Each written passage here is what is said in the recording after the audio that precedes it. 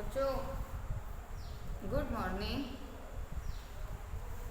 श्री राधा मोहन फरसैया सरस्वती विद्या मंदिर inter college Sirsaganj. विषय हिंदी, कक्षा एकादश। भ्रमर गीत, रचनाकार सूरदास जी की। पद क्रमांक है 11। ऊदो भली भई ब्रज आए, विद कुलाल कीने कांचे घटते तुम आनि पकाए। रंग दीनो हो कान सामरो, अंग अंग चित्र बनाए। पाते गरे नैन नेहते अवध अटा पर छाए। ब्रज कही अवा जोग ईधन कर, सुरत आन सुलगाए। फूक उसास बिरह प्रजररि, संग ध्यान दरस सियराए। भरे सपूरन सकल प्रेम जन, छुअत न काहू पाए। राज काज तय गए सूर, प्रभु नंद नदन कर लाए। इसमें जो श्री कृष्ण जी का संदेश लेकर जब उद्धव जी ब्रज में आए हैं, तो उद्धव को किसी भी गोपिका ने जो स्वीकारा नहीं है और उन पर व्यंग करती हुई गोपियाँ कहती हैं कि उद्धव भली भई ब्रज आए। हे उद्धव, ये तुमने बहुत अच्छा किया है कि तुम ब्रज में आ गए। विद कुलाल कीने कांचे घटते तुम आनि पकाए। ब्रह्मा जी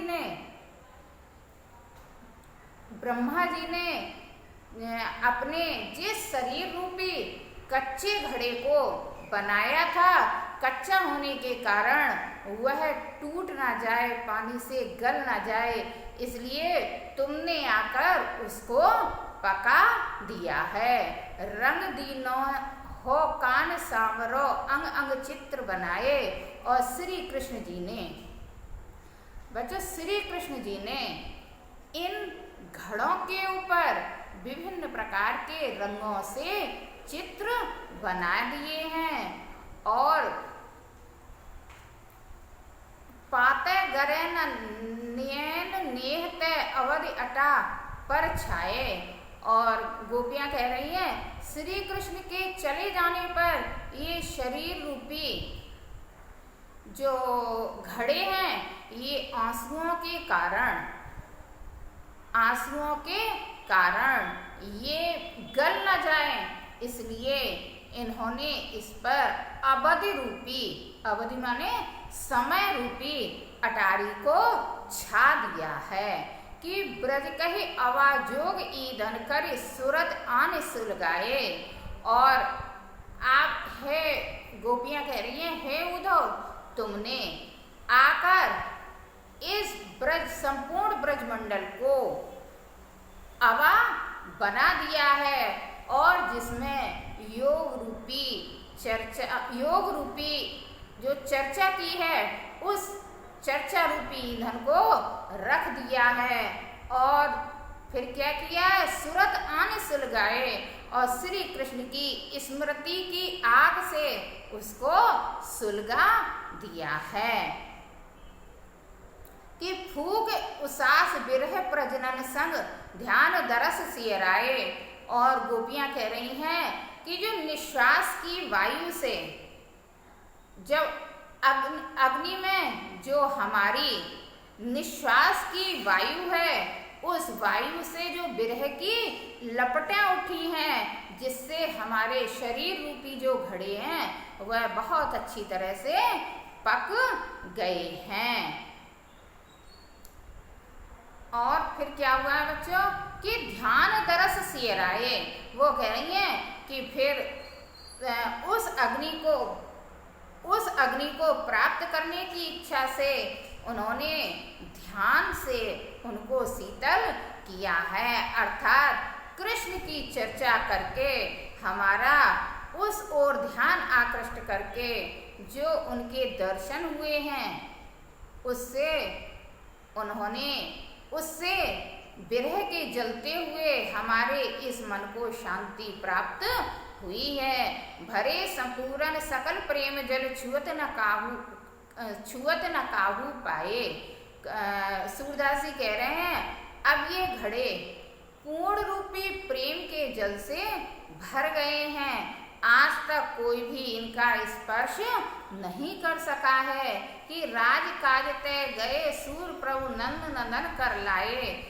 उद्धव जी कह रहे हैं, वो सूरदास जी कह रहे हैं कि गोपियां कहती हैं हे उद्धव, नंद को आनंद प्रदान करने वाले अर्थात श्री कृष्ण के लिए यह सुरक्षित है जो कार्य करने के लिए वो मथुरा गए हैं वह कभी ना कभी तो लौटकर आएंगे और हमारा शरीर अनछुआ यानी उसी प्रकार से पूर्ण रूप से सुरक्षित उनको मिलेगा।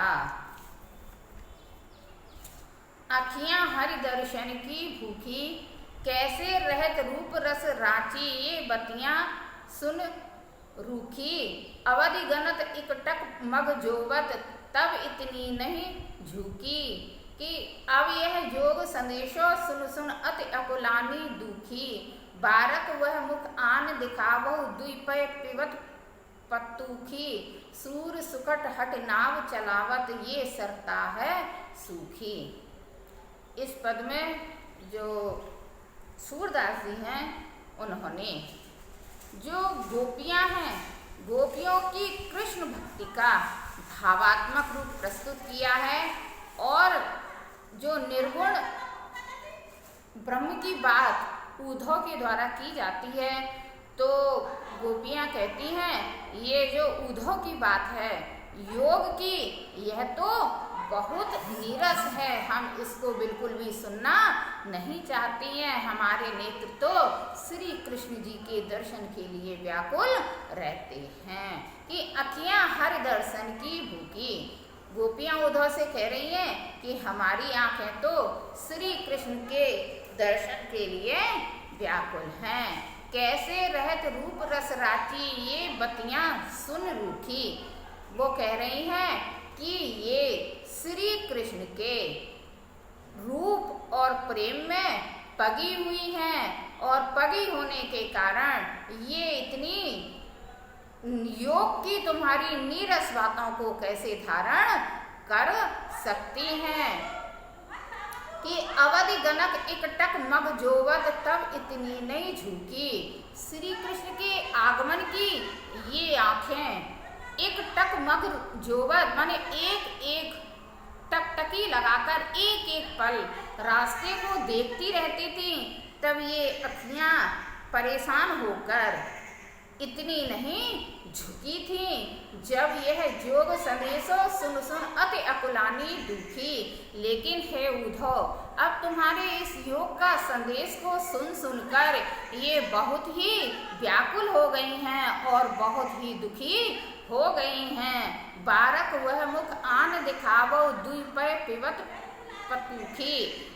वो कह रही हैं कि एक बार श्री कृष्ण आए और हे उद्धव तुम उनसे प्रार्थना करो, एक बार वो श्री कृष्ण आए और वे पत्ते में जो दूध पीते थे उस मुख का एक बार वो हमको दर्शन करा दें। और वो कह रही हैं कि सूर सुकत हट नाव चलावत ये सरता है सूखी।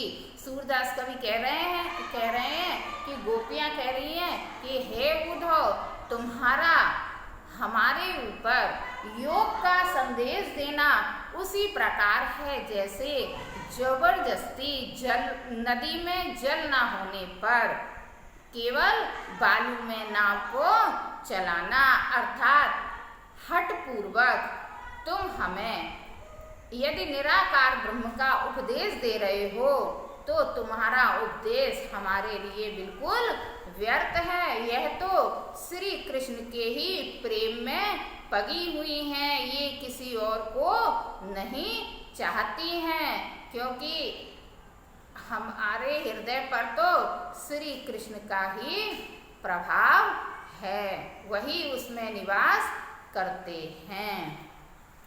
बच्चों आगे का कल।